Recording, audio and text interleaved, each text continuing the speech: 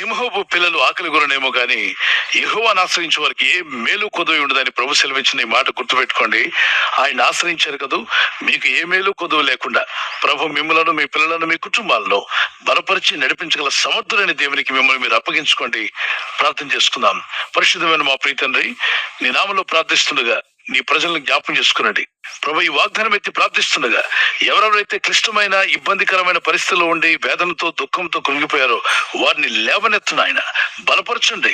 వారికి శక్తినిచ్చేవాడు నీవే ప్రభు. నీ యందు విశ్వాసం ఉంచి కష్టకాలంలో వారు మొరపెట్టగా మీరు మీ వాక్కును పంపి వారిని విడిపించారని, వారు పడి స్థితి నుండి లేవనెత్తారని, వారి గాయములు మాన్పారని, వారిని స్వస్థపరిచి నిలబెట్టి వారి అక్కర్లని తీర్చారని మీ లేఖనాల్లో సెలవిచ్చిన రీతిగా ప్రభు ఈనాడు నీ యందు విశ్వాసం ఉంచి ప్రార్థిస్తుండగా నీ ప్రజల్లో ఉన్న ప్రతి దుఃఖము, బాధ, వేదన నుండి వారు విడుదల పొందినట్లు మీ సహాయం దయచేయండి ప్రభు. సింహపు పిల్లలు ఆకలి కొనను గాని నిన్ను ఆశ్రయించు వారికి ఏ మేలు కొదువై ఉండదని సెలవిచ్చిన మీ వాగ్దాన ప్రకారంగా వీరి జీవితాల్లో, వీరి కుటుంబాల్లో, వీరి పిల్లల జీవితాల్లో ఏ కొదువు ఉన్నా ఆ కొదువు తీరిపోను గాక.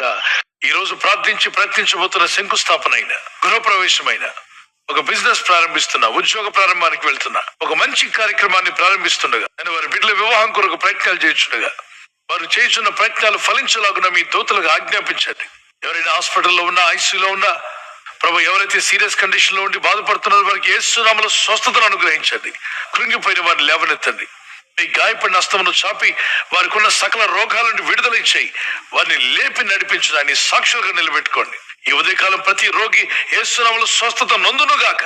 తండ్రి, ఈ దినం ఎవరైతే ప్రయాణమై వెళ్ళబోతున్నారో అది రైలు మార్గమైన, ఆకాశ మార్గమైన, బస్సుల్లో, వాహనాల్లో ఎక్కడ ప్రయాణం చేస్తున్నా, రోడ్డు మార్గంలో ఏ వాహనంలో వారు ప్రయాణం చేస్తున్నా ఈ ప్రజలకు కాపాడే దూతలను పంపండి. మీ సహాయం మీరు ఎదుగు వచ్చును గాక.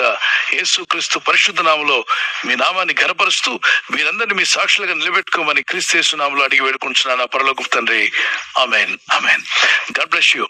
ప్రభు కృప మీకు తోడై ఉండును గాక. ఆమేన్.